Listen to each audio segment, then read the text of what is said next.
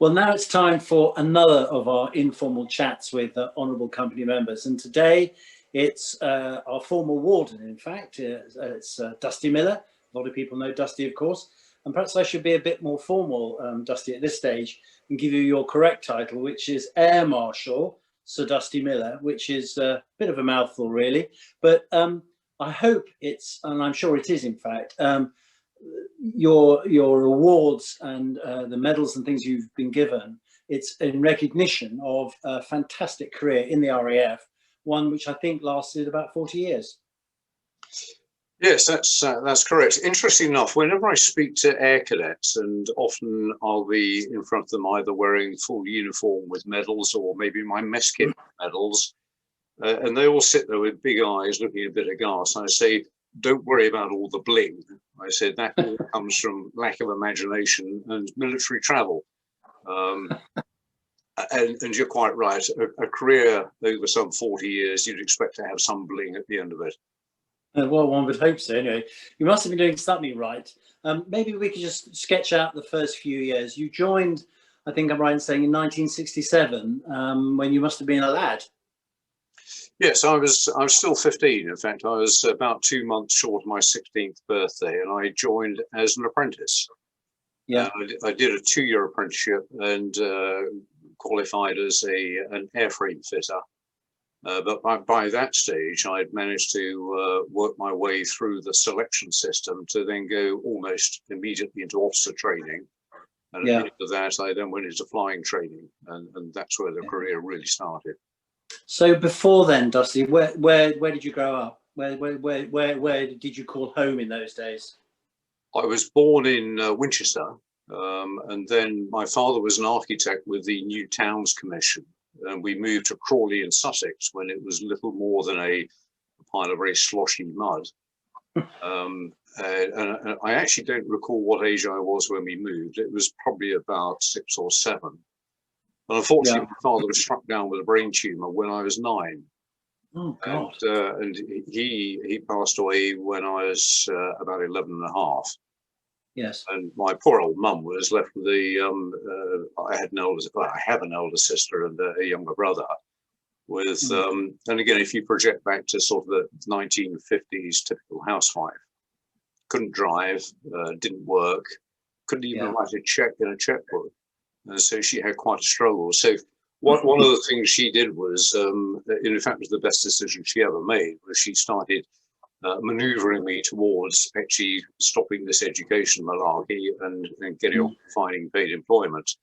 And it was her good offices got me into the Air Force as an apprentice at age 15.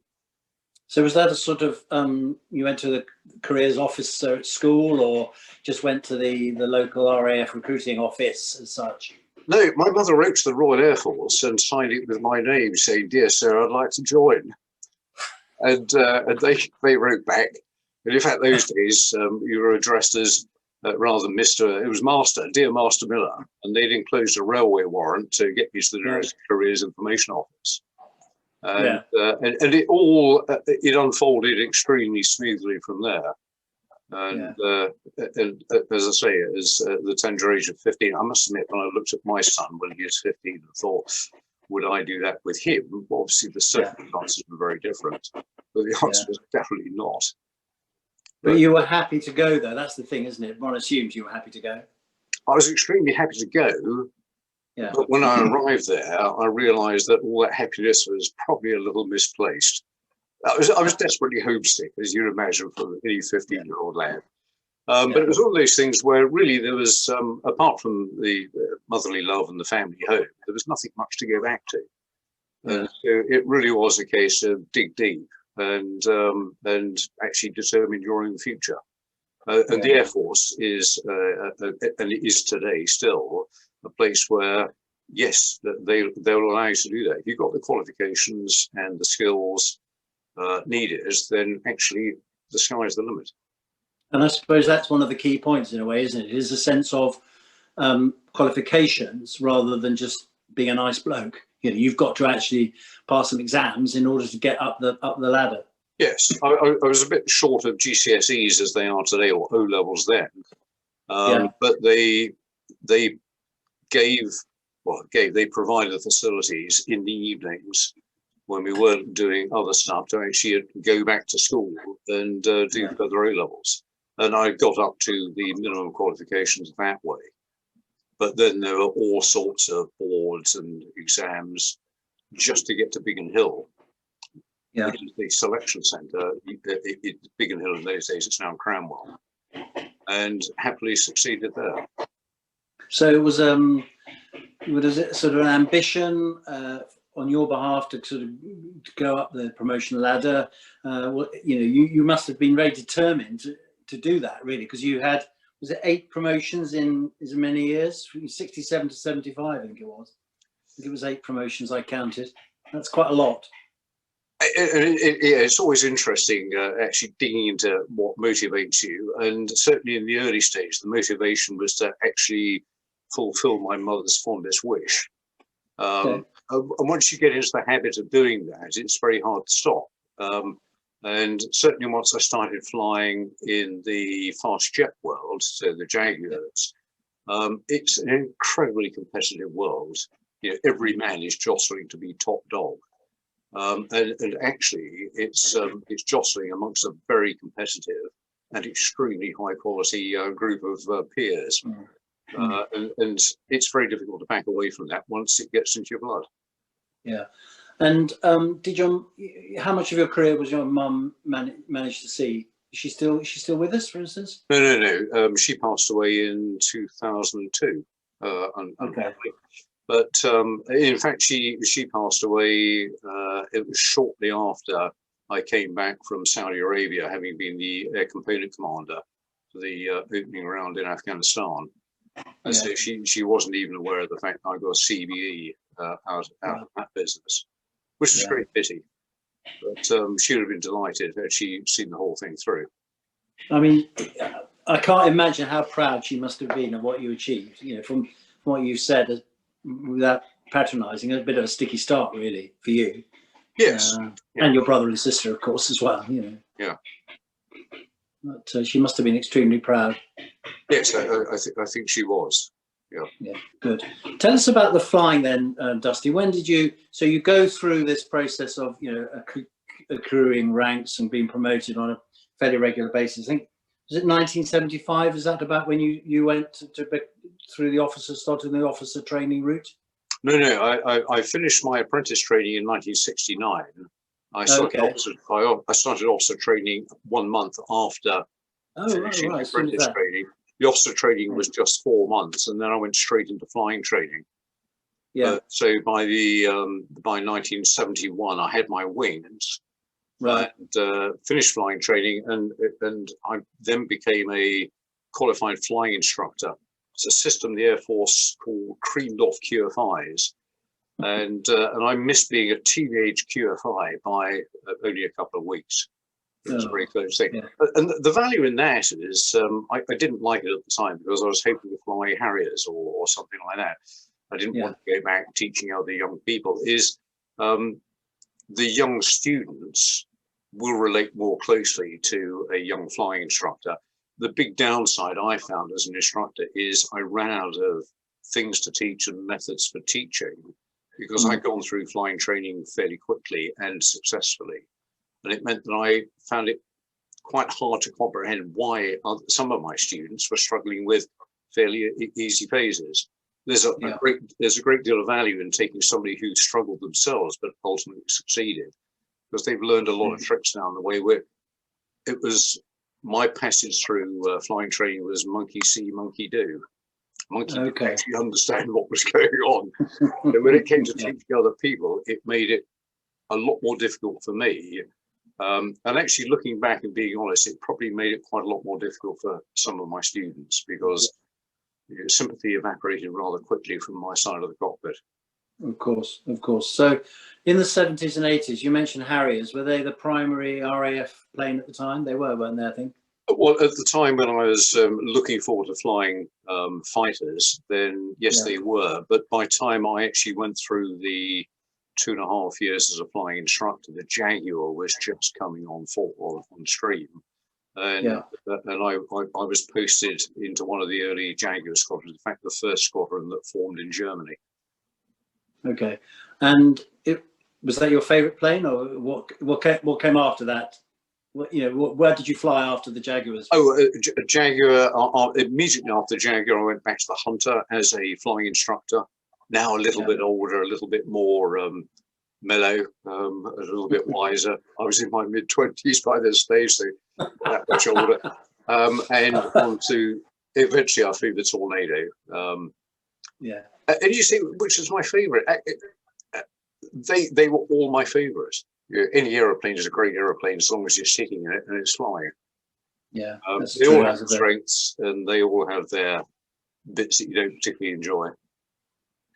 I think one question I wanted to ask you, which may sound a bit like a boy's own question, really, but I mean, did you ever see action as such? I mean, were you involved in aerial combat at all, or No, that would be my enduring regret. Was I trained and trained and trained. When I finished training, I trained some more, and all those skills were never actually used in combat. And so I'll take to my grave the question: would I have stood up to the great test had it come? Yeah, and I will never know the answer to that. I'm sure you would have done, but I mean, you must, fellow officers would have been in the Falklands, Afghanistan, Iraq, Iran, that conflict, and Bosnia maybe, there would have been theatres of war that the RAF was involved in that you sadly missed out on. Exactly.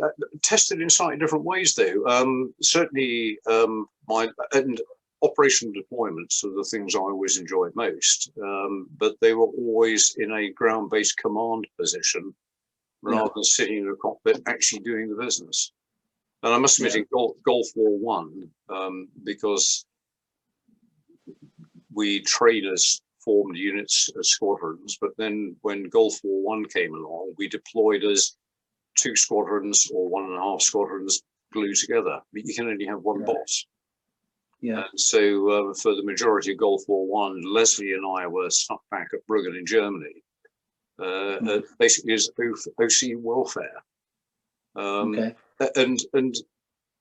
I say that, and I don't wish to dismiss it. It was probably one of the most important roles I've done in my life. And in fact, Leslie did most of the hard work, and it was making sure the wives and families were being ably supported when Sky News was bringing blow by blow stories of what was happening out in Iraq.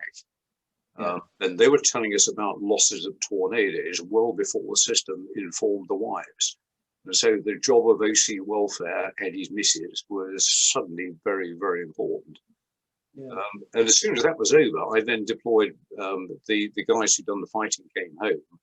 I then deployed out to the Gulf with a team to show the flag and hold the peace as things settled down. So no, to answer your question, I was never actually shot at. But as you say,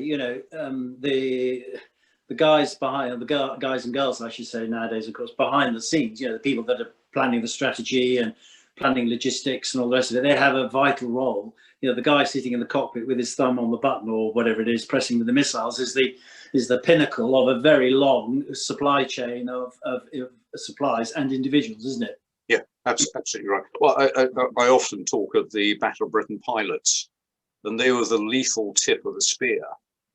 But without the rest of the spear, then none of it would have worked. And the lethal tip doesn't get you anywhere unless you've got the whole thing. And that includes a lot of civilian population as well. And that's not just the wives and families, but the support has to be absolute. Okay, so you mentioned Leslie there a couple of times. You got married, I think, in 1976. Do you want to tell us about that? Yeah. Well, actually, I first met Leslie in early 1973. And her brother, in fact, had been one of my students, long-suffering students going through flying training. And she had come along with their family to his graduation, his wings parade. I very nearly ran her down in the car park at the back of the officer's mess.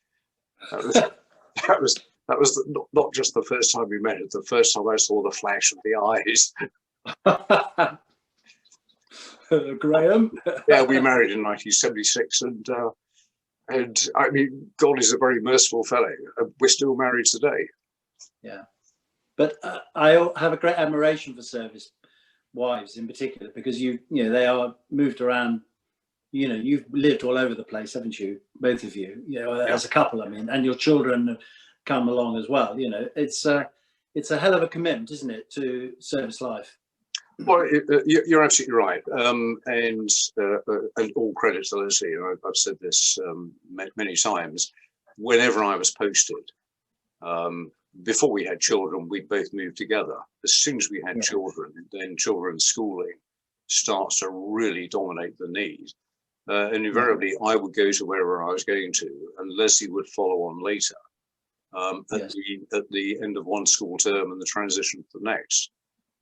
And if we were living in our own house in the UK just before the move, then she'd be the one that found the tenant and set up the tenancy and fix the move and pack the boxes. And you're right, it's a heck of a burden. And she had to, because we moved on average about every 2 years, she had little or no chance of building a career of her own. And it's only since coming to Gloucestershire, we've been here a little while now, that she has actually found and developed her own career, which is good to see. Yeah. But yes, you're right. The ladies are wonderful. And wonderful is just the wrong word, actually. It's they are there, dependable. I mean, typically, when Katie and Andrew went through their GCSE and A-level traumas, as all kids do, I was away. I was creeping off in the Balkans doing something which I didn't. Well, actually, I did enjoy. Operational deployments are very enjoyable.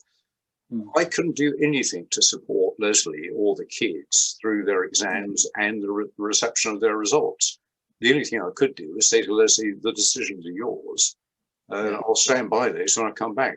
Regardless of how well it goes, I won't criticise them. As it was, there was nothing to criticise. She made the right decisions all the way. Yeah. So, yes. Anyway, we're not here to talk about your marriage, Dusty, I'm afraid, but it's great to hear you praising Leslie so positively. There was one posting I did want to ask you about. I'm just conscious of the time here, sadly, but you ended up, by the sounds of it, having was it a couple of years in Naples? 3 years. How did that come about? 3 years, even better. She went with you, I hope, on this occasion. Well, the plan was she was going to come with me, but we were invited to visit visit Naples a couple of months before I went out there to select our residence, and we got there and there was nothing to select. So we fell foul of the there are so many rules and regulations, and I'm afraid the Naples, and it won't surprise you when I say this, the Naples system had so much corruption hanging around it. And at that stage, the Ministry of Defence were striking down very hard on anything that looked or smelled suspicious. And frankly, if it was in Naples, the vague hint of suspicion, it probably was dodgy. It was 2 years into the 3-year tour before we got a residence. And I said to Leslie, well, we're not going to move out and then keep moving around. I said, we'll just hold the right. And so it actually became silly for Leslie to totally relocate for 1 year when we knew I was retiring from the service at the end of it. But because she works at a school and gets very long holidays, deserved, of course. Absolutely. She spent all of the holidays with me in Naples. And it was very easy to make sure that I just worked jolly hard during the periods she wasn't there. And we saved our entertaining, because there's lots of official entertaining needs to be done, saved at the times when Leslie was with me. So it worked out. It was a shame to go that way. A true partnership, Dusty, I just wanted to ask you about another one of the other, as far as I can work you out, you've got 3 or 4 things in your life that are really important. Family, Leslie, the RAF, and the other one, which I didn't know much about, is sailing. So tell us about your love of sailing and when that started. Well, it started probably one of the times I was working in the Ministry of Defence, and my staff kept disappearing to go sailing.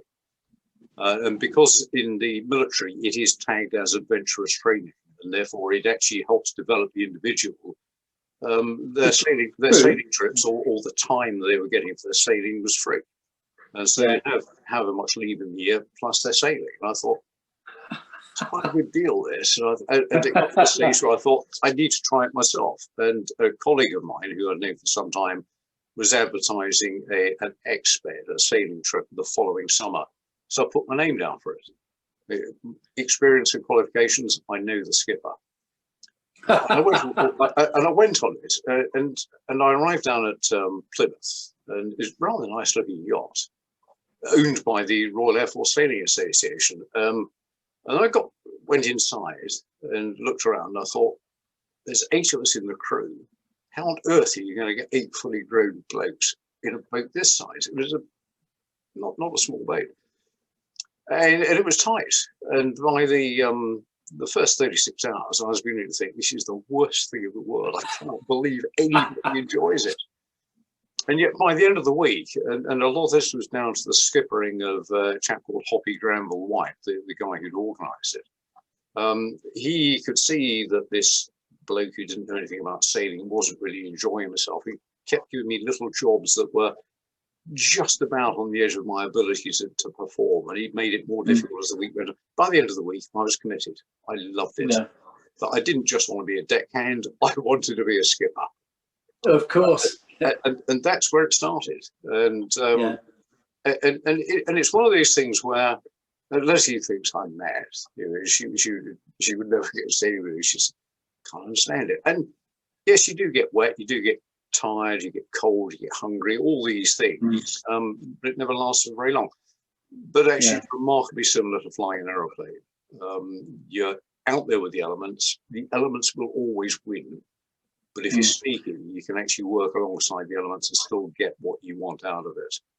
And of course, if you have spent a lot of time cold, wet, tired, and hungry, going home is an absolute luxury. It's not just going home. Couple more questions for you, and then the time I think will have beaten us.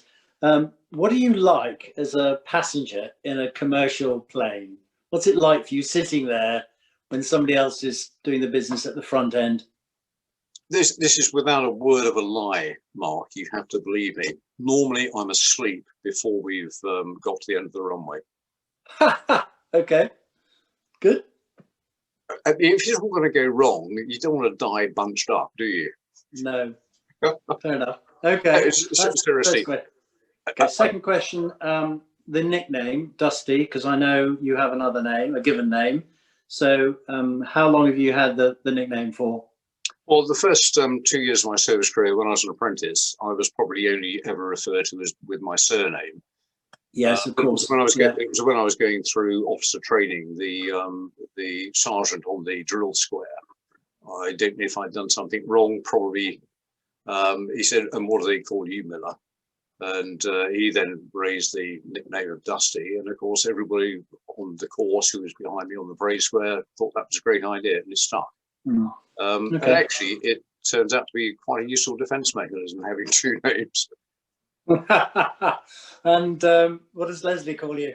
Oh, Leslie uses my proper name. That's where the defence mechanism is at its best.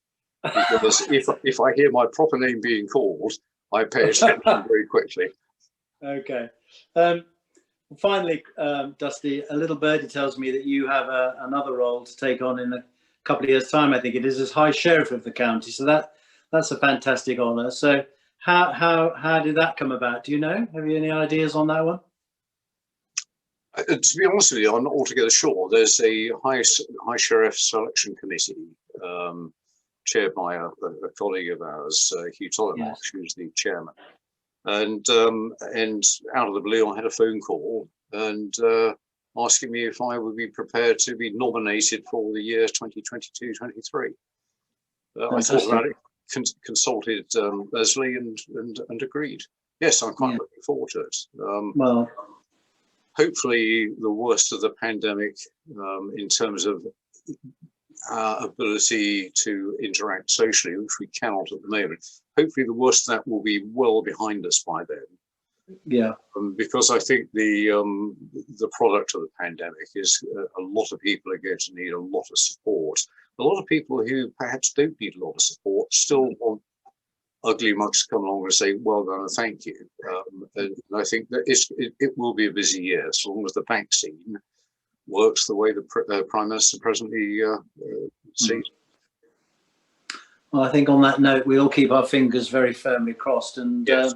and congratulations on that appointment, and thank you for giving us a bit of an insight. I mean, I think you're the sort of person that I could spend 2 or 3 hours talking to, rather than 20 minutes or whatever it's been. But Dusty, thanks so much for your time today, and lovely to see you again. Well, thank you, Mark. You're very welcome, and it's been a great pleasure. Thanks very much.